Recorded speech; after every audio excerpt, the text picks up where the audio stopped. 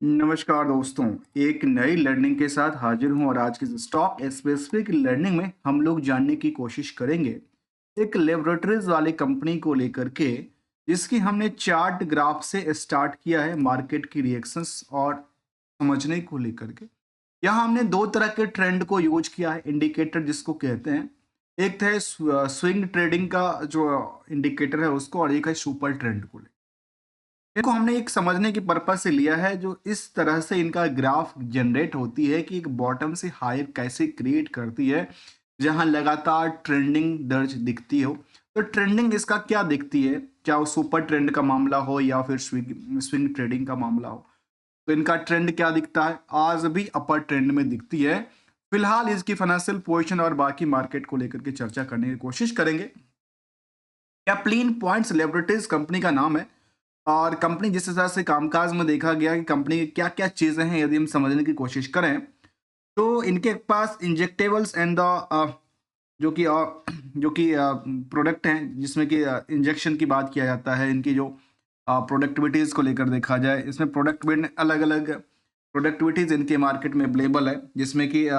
Regulators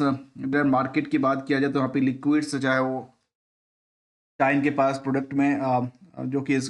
सीडीएसए के basis पे देखा जाए, फ्री फील्ड सीरीजेंस हैं,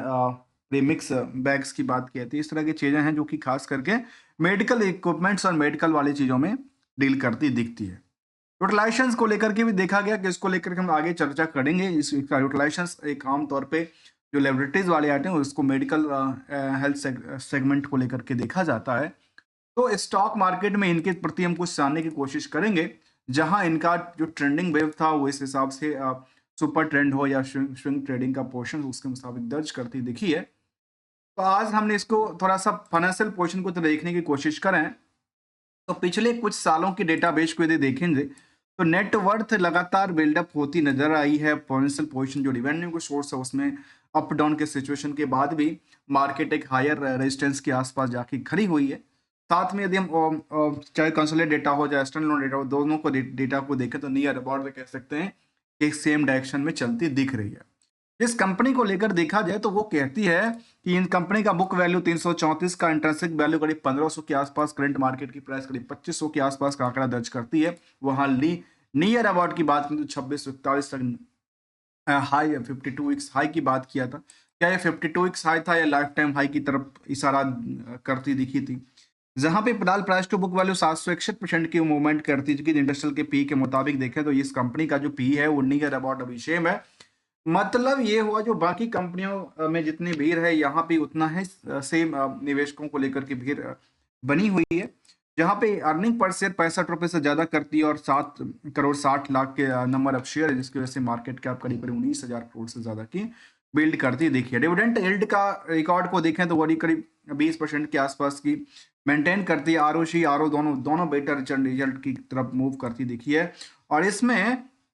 जो अच्छी बात लगी, जो इस कंपनी में जो प्रमोटर का होल्डिंग है वो 70% से ज्यादा का होल्डिंग होल्ड करती है। 1 रुपए का प्लेस और मॉर्गेज नहीं है। जहां डिविडेंड का डेट टू इक्विटी 0 कहती है और करंट रेशियो के नंबर थोड़ा सा ज्यादा है। लेकिन इसको लेकर के जब डॉटफुल की बात होती है तो हमने एक डॉटफुल को लेकर एक प्रॉफिट के बेसिस पे आउटस्टैंडिंग पोर्शन को समझने की कोशिश किया, तो हमारी समझ में ये आई जो कंपनी ओवरऑल 26% की सेविंग करती है अपने revenue plus other source of income मिला करके, जिसकी बजाय इनका आउटस्टैंडिंग मार्केट में इसके पोर्शन के प्रॉफिट के पोर्शन के बेसिस पे देखा जाए तो कह सकते हैं कि 124% की आंकड़ा था। लेकिन यदि हम आउटस्टैंडिंग फ्रॉम द सेल्स के वॉल्यूम से देखें तो केवल 34% का आंकड़ा था, जो कुछ सीजन को सपोर्ट देती है और कुछ भी रिस्क फैक्टर की बात कहती है, जिसमें खास करके प्रॉफिट के बेसिस पे आउटस्टैंडिंग पार्ट को। जहां ट्रेंडिंग यदि देखा जाए क्वार्टरली डेटाबेस के मुताबिक, जहां ईयर ऑन ईयर बेसिस में लगातार अप ट्रेंड दर्ज कर रही थी, वहीं पे क्वार्टरली ट्रेंड भी इनका near about Y O Y के मुताबिक भी दिखा कि 17% से लेकर 13% तक की मूव करती हुई दिखी है। साथ में यदि हम रिस्क फैक्टर को जानने की कोशिश करेंगे तो कंपनी में करीब 117 दिन की रिस्क फैक्टर है, जो कि काफी ज्यादा risk factor risk number of day को लेकर के दर्ज करती दिखी है। लास्ट 12 महीने के डेटाबेस के मुताबिक कह सकते हैं क्या इनका सबसे ज्यादा अभी हायर साइड में new historical record of sales को दर्ज करती दिखी है, जहां 1800 करोड़ से ज्यादा की टर्नओवर रही थी और उसमें से 500 करोड़ की नियरली अब कंपनी ने प्रॉफिट भी बुकिंग किया, 1 रुपए का इनका जो इंटरेस्ट की पार्ट है वो करीब 1 करोड़ के आसपास है, लेकिन डेट्स को लेकर के बिल्कुल जीरो की आंकड़ा देती है। यदि हम इसको ईयर ऑन ईयर बेसिस की ग्रोथ को देखें तो ट्रेंडिंग इसका ये रहा है, जो सेल्स लगातार ईयर ऑन ईयर बेसिस पे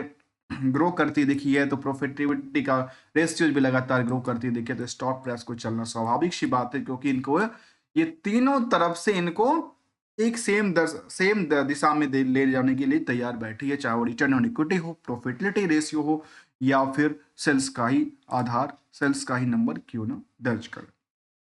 पीयर्स के मुकाबले यदि कंपेयर करेंगे तो ये समझ में आती है कि बाकी कंपनियां जो कि टोरेंट फार्मा, अजंता फार्मा जैसी कंपनी से यदि कैप्लिस पॉइंट्स लेबोरेटरीज को कंपेयर किया जाए तो ये कह सकते हैं कुछ कंपनियों के कंपैरिजन यहाँ पे आज भी काफी खाली खाली सा माहौल दिखता है निवेशकों को लेकर के। जहां निवेशकों की लिस्ट की बात करें तो कंपनी में करीब करीब 1 लाख के आसपास के निवेशकों का लिस्ट है, और उसमें की प्रमोटर के पास 70% की होल्डिंग लगातार बनी हुई है। एफआई के पास 3% से ज्यादा, डीआई के पास करीब 1.5% से ज्यादा की होल्डिंग जो लगातार इस पीरियड में इंक्रीज करती हुई दिखी है। अब दिसंबर का डेटा आएगा तो ये भी पता चलेगा दिसंबर में किसने इंक्रीज किया। इसके अलावा पब्लिक के पास भी होल्डिंग की बात किया जाए तो कह सकते हैं करीब 23% की होल्डिंग थी, इसमें कुछ तो सिर्फ इन्वेस्टर एजुकेशन फंड के पास था, बाकी कोई बड़ी सुपर इन्वेस्टर के तौर पे कोई दर्ज तो नहीं करता है, क्योंकि शायद उनके पास यदि होगा भी पोर्टफोलियो में तो शायद परसेंटेज वाइज वो कम दर्ज दिखती होगी। एनालिसिस बात ये कहती है कि इस स्टॉक के पीछे जो बातें शामिल करती है, स्ट्रेंथ और की बातें करती है शामिल, जहां पे लगातार कह सकते हैं एक तरफ रिस्क, एक तरफ रिटर्न है, एक तरफ रिस्क को लेकर केवल एक बात कहती है कि ये 755% की मूव कर चुकी है फ्रॉम द बुक वैल्यू। लेकिन इंटरेंसिक वैल्यू उनका काफी बेटर रहा है, जो कि इनको लगातार बेटर सपोर्ट देती रही है। कंपनी में एसेट्स की ज्यादा की यदि देखा जाए बात तो कंपनी में 2 करोड़ का कर्ज की बात कहती है, और कंपनी ने जितना फंड लिया था वो सारे के सारे फंड यूटिलाइज कहाँ पे है, चाहे रिजर्व की फंड हो, कैपिटल का फंड हो, तो यहाँ पे देखने को मिला कंपनी के पास एसेट्स की, फिक्स एसेट्स से लेकर के क्या इन्वेस्टमेंट की पार्ट क्यों ना हो, वहाँ पे अच्छी खासी इनके पास डेवलपमेंट की बात है। यदि हम H1 के डेटा बेस के मुताबिक कंपेयर करें तो ये कह सकते हैं करीब करीब 1000 करोड़ के टर्नओवर में कंपनी के पास, कह सकते हैं करीब करीब मार्केट में 1000 करोड़ के टर्नओवर पे कंपनी के पास जो आउटस्टैंडिंग बैलेंस पड़ा हुआ था H1 के डेटाबेस के मुताबिक वो 618, मतलब 60% के आसपास की बातें कहती है H1 के डेटाबेस के मुताबिक। लेकिन यदि लास्ट 12 महीने के डेटाबेस के मुताबिक देखें तो केवल 34% के आसपास की आंकड़ा देती है, जो कि थोड़ा सा रिस्क फैक्टर की बात दर्ज करती दिखी है। लेटेस्ट अपडेट की तरफ देखा है तो कैसे कोई ऐसा अपडेट फिलहाल के लिए नहीं है, कंपनी का कब रिजल्ट आने वाला है इसको लेकर के। तो चार्ट लेवल पे हमने इसको समझने की कोशिश किया, हमने 2 तरह की ट्रेंड यहाँ पे इंडिकेटर्स का यूज किया है, जहाँ पे इंडिकेटर के यूज में